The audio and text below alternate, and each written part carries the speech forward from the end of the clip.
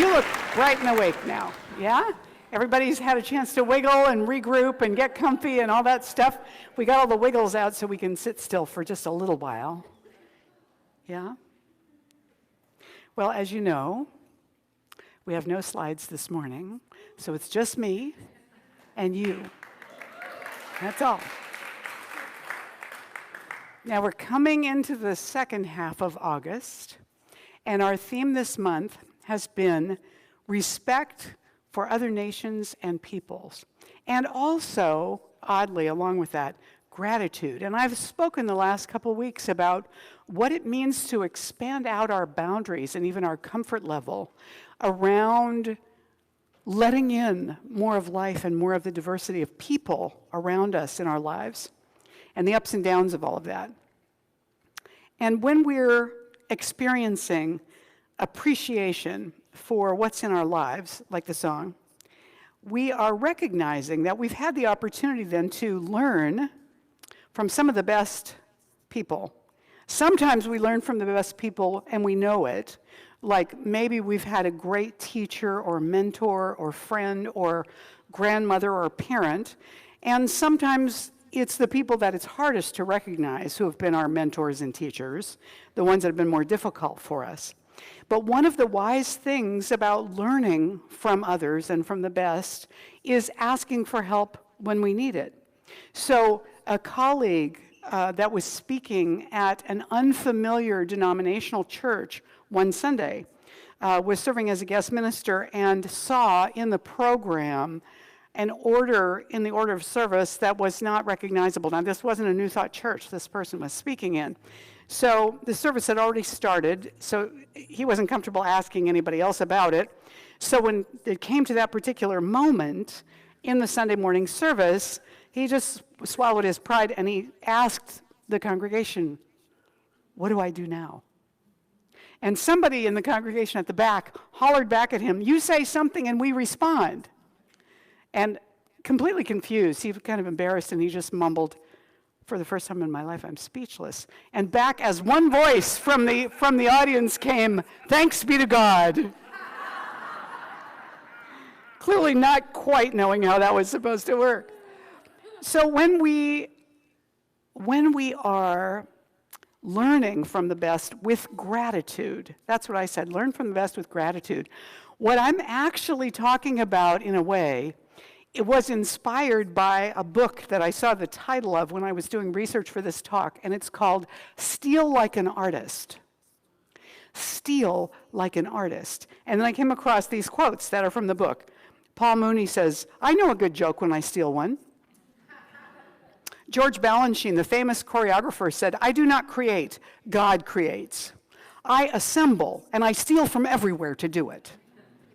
And Anne Bogart said, "I'm not an inventor, I steal everything." Famously, Steve Jobs said, "We have always been shameless about stealing great ideas." Now, when he's talking about stealing, in my view then, he's talking about a good kind of theft, not a bad kind of theft. He's not talking about plagiarizing somebody else's work or stealing their corporate secrets, although maybe he was, I don't know. But what I know about life and about learning and about artistry is that we learn and then we experiment with what we've learned, and then we take it forward, sometimes in new ways, and then we learn more about it, and it makes us more curious, and we discover more, and we go forward from there. I don't think there's anybody who has created or discovered something amazing who is completely 100% original. Everything was built on something that came from somewhere else, something that they learned somewhere. All of those impressionist painters who were, ripening and fermenting together in France, in Paris, and all the writers who did that, they were looking at each other's stuff. They were learning from each other. They were experimenting with things that somebody else had discovered, but then taking it in a different direction, because as they did that as artists, it gave them other new ideas. So they were constantly being seeded and fertilized from other people. Do you recognize this? So this is true in all of our lives. There's nothing that we didn't kind of, when we're little children, the way that we learn is by watching adults around us and imitating them. That's how we learn how to talk. That's how we learn how to walk. That's how we come up with the way of thinking that we have and the accents that we have and the customs that we have. We took them from someplace else. We stole them in a sense. I always say when somebody likes my jokes, I steal from the best. So that's what I mean when I'm talking about learning from the best. It's looking out there and saying, who knows how to do this? Or recognizing, because the more you become familiar with a particular way of doing something, the more specific you become in recognizing the gifts of somebody else when they're really good at that. So for example, Amanda, as a dancer, sees things in choreography that I don't necessarily notice until she points them out. I do that with theater performances because that was my training before I was in ministry, or with ministers' talks. God, we're terrible listening to each other's talks. The last thing you want to do is talk to a bunch of ministers. And the last thing they want to do is hear you, But the thing is, we become sharpened in our perception of what is quality, of what is really good, and who is really doing something in an exquisite way. The more we know about that thing, the more we appreciate it, and the more we might experiment with emulating some of that or using it in some way. So in this book, this fellow, whose name I've forgotten now, the author of Steal Like an Artist, says, good theft is to honor where you're getting this from, to study it so you become really immersed in it, you really get it, to steal from many different places where there's richness, to give credit, to transform what you've taken and make it your own and remix it and recreate. Our founder, Ernest Holmes, said that what he didn't come from divine revelation or anything else. He just put it together.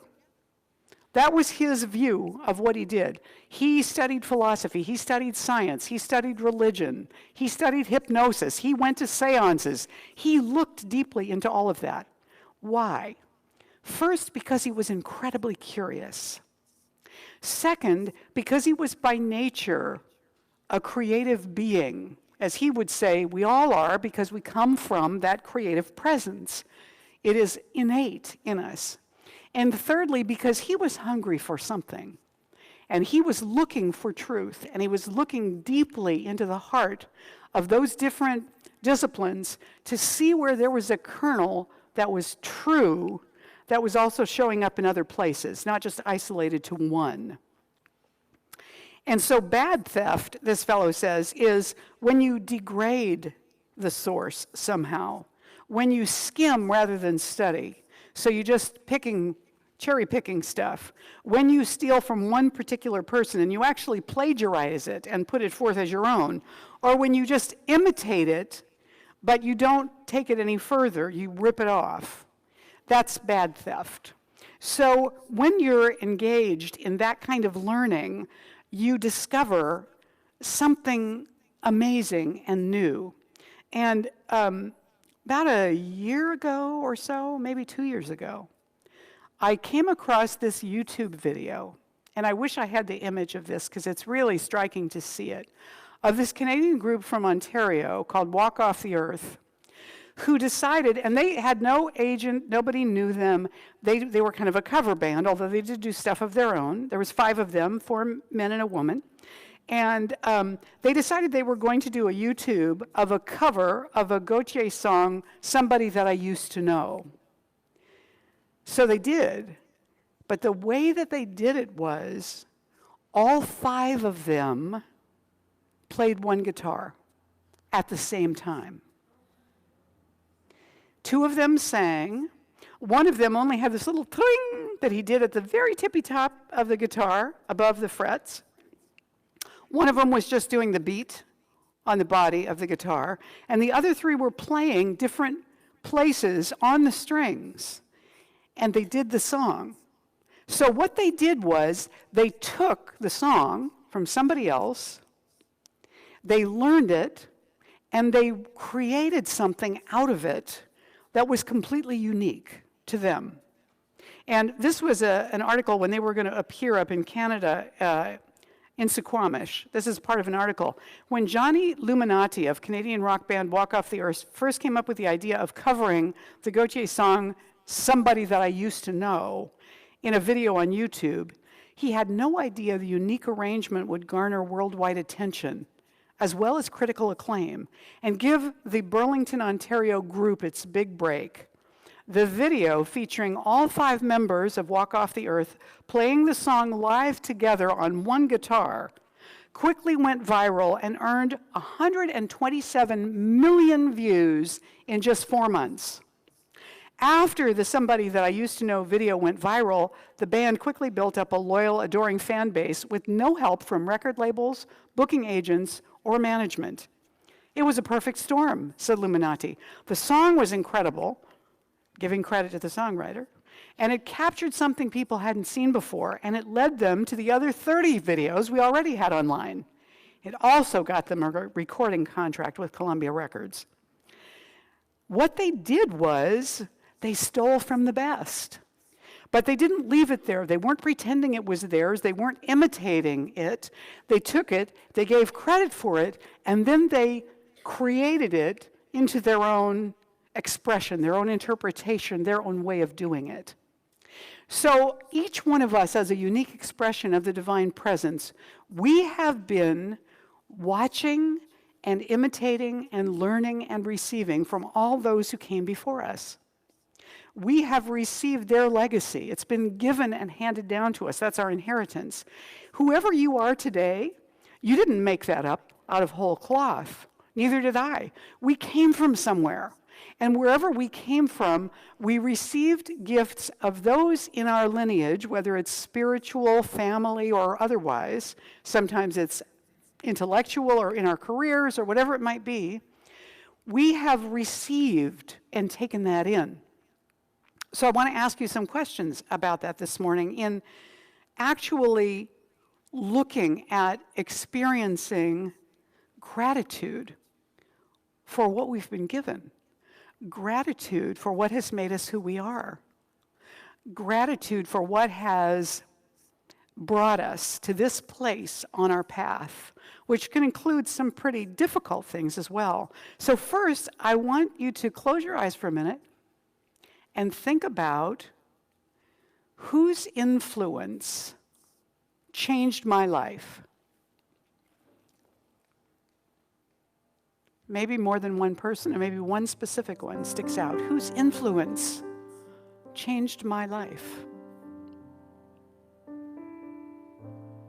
For all the ways you've touched my life, I honor you today.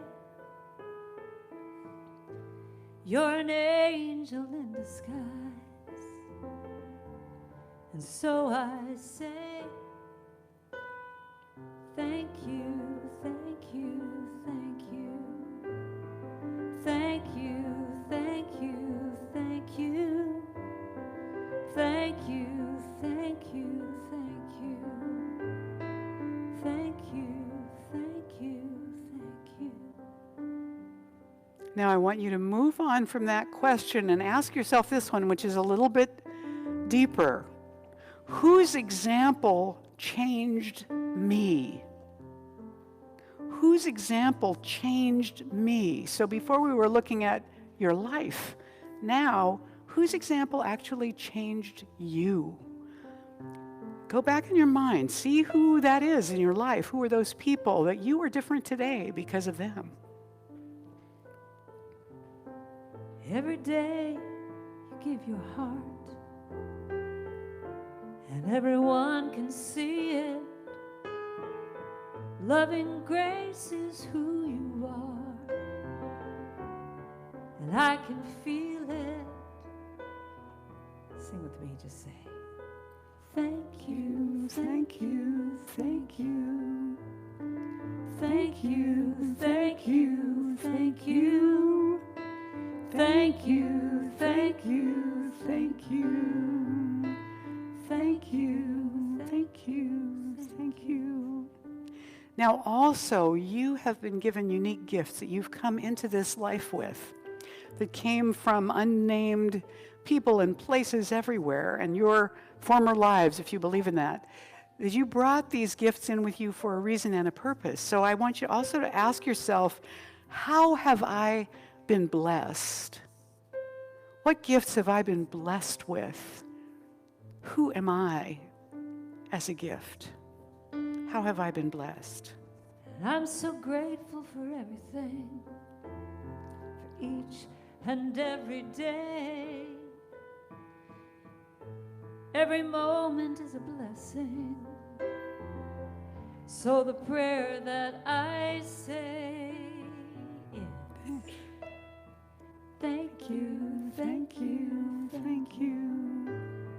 Thank you, thank you, thank you. Thank you, thank you, thank you. Thank you, thank you, thank you. You can open your eyes now. Here's the next part of that. So expressing gratitude for what we've received, for the places that we've had the opportunity to steal from, and for what we've become and who we came in as. Now, the next step is that it's time for us to, just like a mountain climber who's with a group who gets helped to the next base camp or the next level, we reach back to those who are coming up behind us and we assist them. We pass on what we've been given, the gifts that we've received.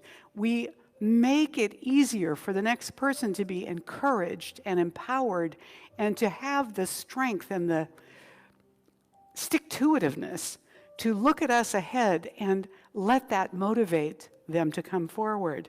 So first, we have the generosity, appreciation of those who went before us. And then we have an investment that we make in those who follow us. Because that investment that we make, that thing that we pass on to them, becomes what makes the world even better for all of us. When we take our gratitude and we add to that generosity, what we get is a life of meaning. Recognizing what we've received enriches the moment so that no matter what's going on, we can actually identify where we have been gifted. And then honoring those gifts, to share them, to pass them on, to let them be something more. I always tell people at memorials and funerals, part of what you've received as your inheritance is who you are because you knew this person. What you loved and admired about them, what drove you crazy, what made you mad, what they always pointed out to you, or what you learned from being around them or received from their example. Those things, there'll be a time in your life when you're called upon to give that because it's been left with you and you recognize it. So it's now in you to pass on. That's your responsibility, to use that inheritance well. And so when somebody around you needs that, you'll know it, and it's time to bring that forth and to share it. Napoleon Hill, who taught about abundance in all sorts of ways and about putting away our fears in all sorts of ways, said, "It is literally true that you can succeed best and quickest by helping others to succeed." So we have Mark Cooper's altar over here today, which is people parachuting. It's a parachute with a line and a carabiner. So here we have all kinds of adventure. We have skydiving, we have mountain climbing, we have a parachute dangling there, we have maps for hiking. We have all sorts of ways of going out into the world and adventuring, because the way that we bring this meaning forward in our experience is to be curious, to be adventurous, to be unfinished. You know, when I was a kid, I kept waiting to grow up and understand all the rules that it seemed like everybody else already knew, but somehow I'd missed the book. I didn't come with the rule book. You know, I was trying to figure out what was going on. I thought everybody else knew. And I was looking forward to the time when I would be done so I could live my life as a successful, you know, whatever it was.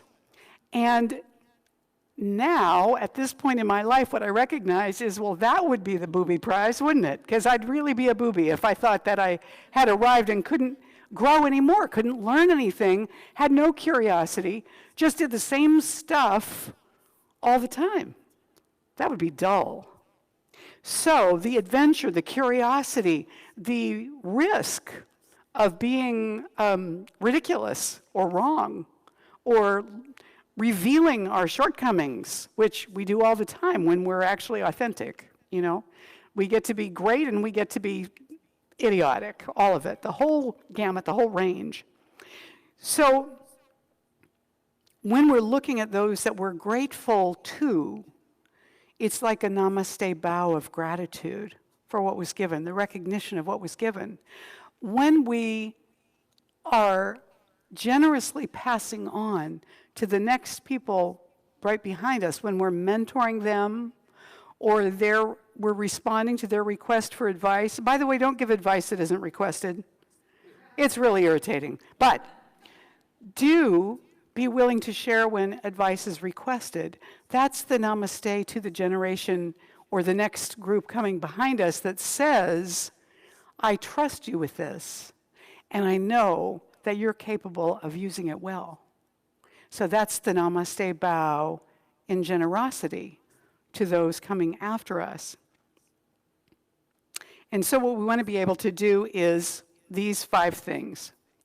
Pay attention to others' success, particularly in areas that we admire or aspire to. 2, learn and steal from the best.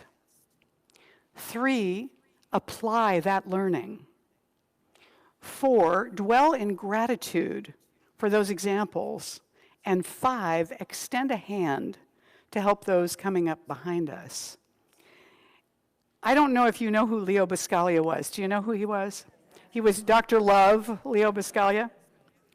And he said this, it is not enough to have lived. We should be determined to live for something. May I suggest that it be creating joy for others, sharing what we have for the betterment of personkind, bringing hope to the lost and love to the lonely. That's a life of meaning. And as I was wrapping this up yesterday, I suddenly thought that I wanted to share with you a couple of wise quotes from Maya Angelou, Albert Einstein, and Ernest Holmes. Maya Angelou said, and this is about the generosity side of it, when you learn, teach. When you get, give. Albert Einstein said, it is every man's obligation to put back into the world at least the equivalent of what he takes out of it. At least. I think he did more. And Ernest Holmes, our founder, said in The Science of Mind, when the law of circulation is retarded, meaning slowed down, stagnation occurs. It's only as we allow the divine current to flow through us on and out that we really express life. We have to let it in, and then we have to let it flow through and trust that there's no end to that flow.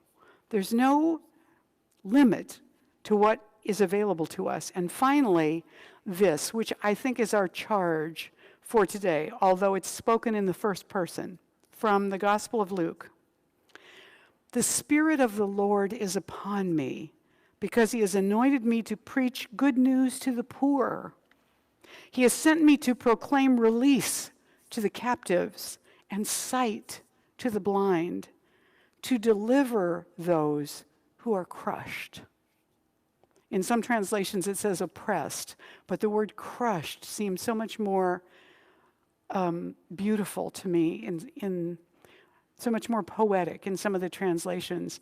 And I think we do ourselves an injustice if we think this is just Jesus talking about healing the blindness of people who are not sighted physically, or bringing out of oppression those who are oppressed, or telling the good news to the poor that it's going to get better, or freeing those who are imprisoned. Because It's not about the literal things. It's about the deeper spiritual things. When we are blind spiritually, that's a much greater handicap than not being able to see physically. The ability to see spiritually is essential to our souls. The ability to be freed from our past errors, from our past negative judgments on ourselves, from our past negative behavior toward others, is to free the captives. To free the oppressed is to free those who are weighted down by negative beliefs about themselves that other people have told them, and things that aren't even true, that they believe about themselves or about the world. And the poor are those who believe they are disempowered, that there isn't enough for them, that no one cares. And so it isn't just about taking care of material needs, it's about letting ourselves be a resource for people who are poor or blind or oppressed or captives or crushed by what's living inside of them, because they haven't yet had an opportunity to encounter something that could say, you know what, you're perfect just as you are, and you're loved just as you are.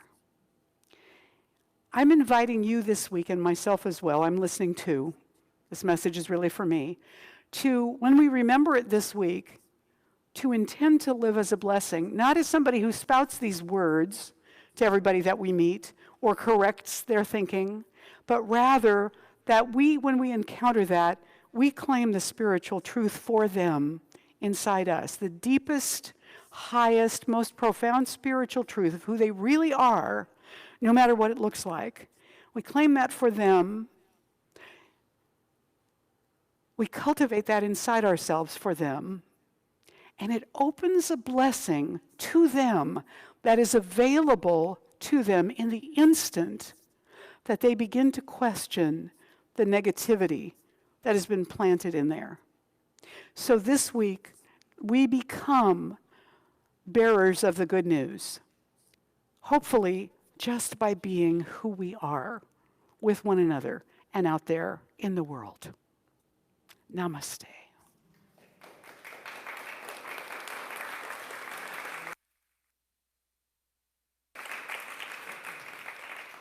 Let's anchor this.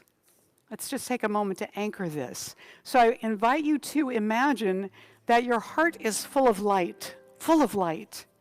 It's so full of light that your heart cannot contain it. It is radiating out into your entire body. It's like a powerful furnace of light and warmth and healing energy, and is filling you up until it can't be contained by your physical body.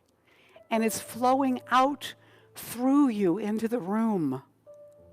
It's flowing up to the rafters, down to the foundations, until this room is so full of this light, so glowing with the energy of healing, of the divine presence of wholeness, that it's out in the field with the geese, it's out in the street for the cars passing by, it's healing the marquee and the slide projector and everything that it touches, it's bringing light and healing to. And that healing is available, not forcing itself on anyone, but fully available. And it bounces back to us from those who recognize it and take it in. Not our own, which they've received, but the abundance that the universe is providing, flowing from them right back to us. And so we let our hearts be open.